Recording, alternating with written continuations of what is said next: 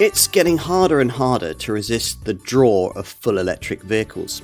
Most of them seem to be SUVs these days, but here's a zero-emission super mini, the Peugeot e208.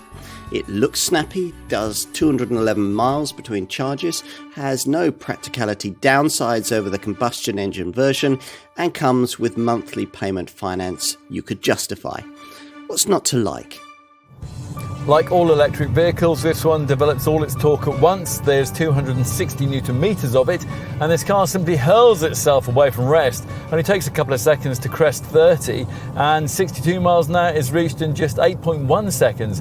The 1.5 ton curb weight means you won't want to be throwing this car round corners too much. We've found ride quality though to be generally excellent, which is something that owners will prioritise more. Something else an e208 buyer will prioritise is driving range, WLTP rated here at 211 miles. That's some way off being class leading, but it's a lot better than you'd get from trendier small EVs like the Mini Electric and the Honda E.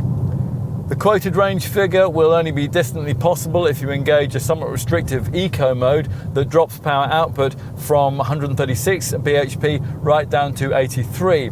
Charging from empty via a wall box will take 7.5 hours.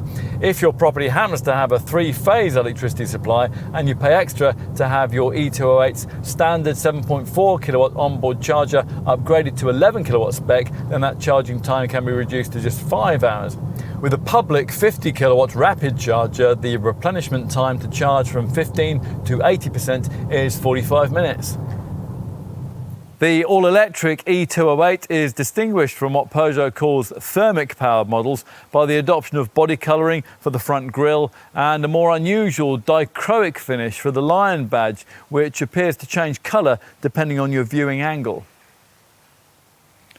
Most versions of this model will be ordered in either GT line or top GT spec. These top two variants recognisable by diamond black roof colouring and glossy black wheel arch flares, which streamline the body, making the wheel diameter of the 17-inch wheel rims appear larger.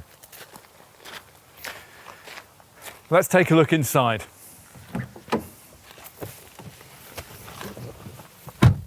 Where there's the usual i-cockpit driving position in a 208 that sees you viewing the instrument binnacle over the upper rim of the tiny steering wheel rather than conventionally through the wheel spokes.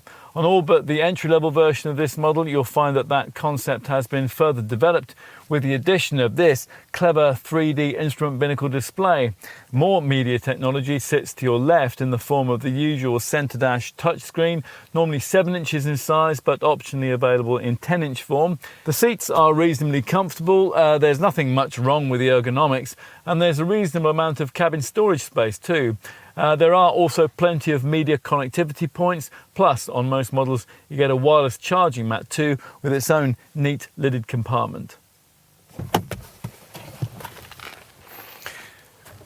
Let's take a look in the rear. It's certainly more cramped here than the Super Mini norm, but it'll be fine for the children who will most commonly travel back here. The curvature of the front seat backs is designed to improve knee room. There's a notably low central transmission tunnel, and there's loads of room to poke your feet beneath these front chairs. There's no compromise in boot space, which is 311 litres, just like in any other 208. It's quite a usable, spherically sized space with 674mm of length and 1018mm of width between the wheel arches. So, how successful has Peugeot been with this e208 in terms of what it describes as unboring the future? Well, we think you'll be impressed. Most will recognise that in this car, Peugeot has delivered an EV Super Mini that you could really bond with. Glug glug, plug. Bring it on.